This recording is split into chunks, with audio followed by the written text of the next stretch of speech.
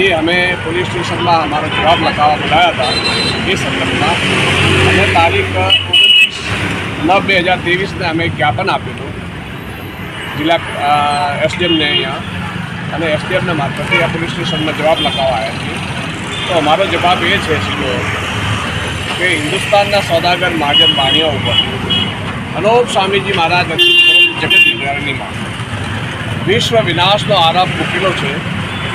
એને તહેત એની જાંચ ઉચ્ચ આયોગ બેસાડીને જાંચ કરવી જોઈએ।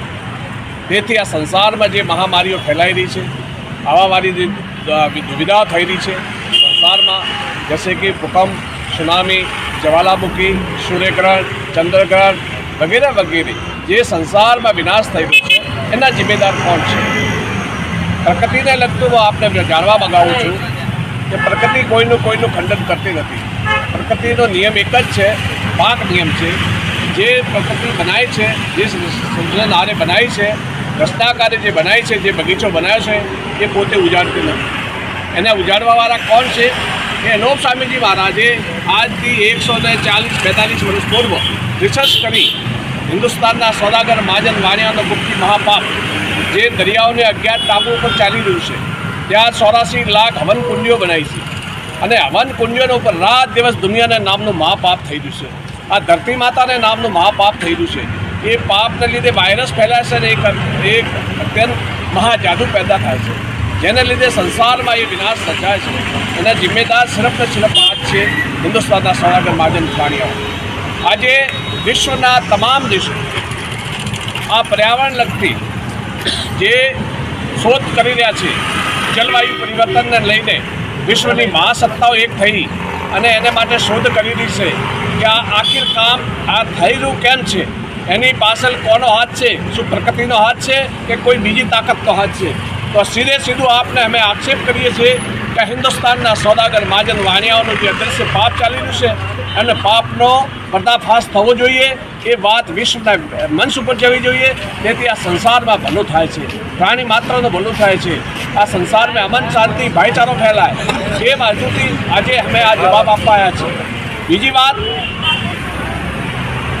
આ ડીસાના 2 જૈન વાણિયાઓ છે, જે ધર્મેન્દ્ર ખોપાણી અને પિંકેશ દોશી, એ અનોપ મંડળની ઐતિહાસિક અમારી આ ઝૂંપડી હતી, એ ઝૂંપડીને પડાવવાનું જે કામ કર્યું છે, સરકારી તંત્રને ગેરમાર્ગે દોરી અને અમારી ઝૂંપડી પડાવી છે। આજે આપને હું કહેવા માગું છું, એક નહીં હજારો મંદિર એવા છે કે સરકારી જમીન ઉપર જ બનેલા છે। આ સરકારને બધી જ ખબર છે, લેકિન એક તરફ એનો એક ભાગ લઈ, એક તરફ એનો એક જૈનોનો પેલો હિસ્સો લઈ એને ઉપર અધિકાર જમાવી અને એને એક આ અનોપ મંડળ ઉપર કાર્યવાહી કરી છે, તદ્દન ખોટી છે અને એના ઉપર કાર્યવાહી થવી જોઈએ। અને વારંવાર અનોપ સ્વામીજીના જે અનુયાયીઓ છે એના ઉપર આ 2 માણસો છે, એ વારે ઘડીએ જે કંઈ વિડીયો બનાવે છે, વિડીયો બનાવીને અનોપ મંડળના અનુયાયીને હેરાન પરેશાન કરે છે અને પોલીસ સ્ટેશનમાં અમારી ફરિયાદો દખાવે છે। એને માટે અમે અવાજ ઉઠાવવા આવ્યા છીએ કે આ 2 જૈનો વિરોધ સખ્ત કાર્યવાહી થવી જોઈએ, નકર આ આંદોલન થશે યા બહુ મોટે પાયે એને જિમ્મેદાર આ હિન્દુસ્તાન આ 2 વાણિયાઓ થશે।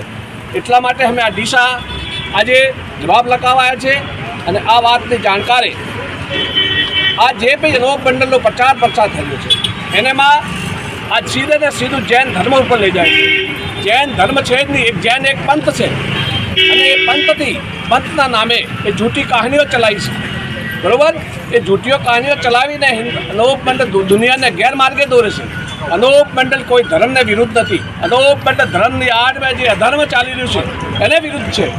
આજે નહીં, કાલે નહીં, પણ નિરંતર એ ચાલુ જ રહેશે।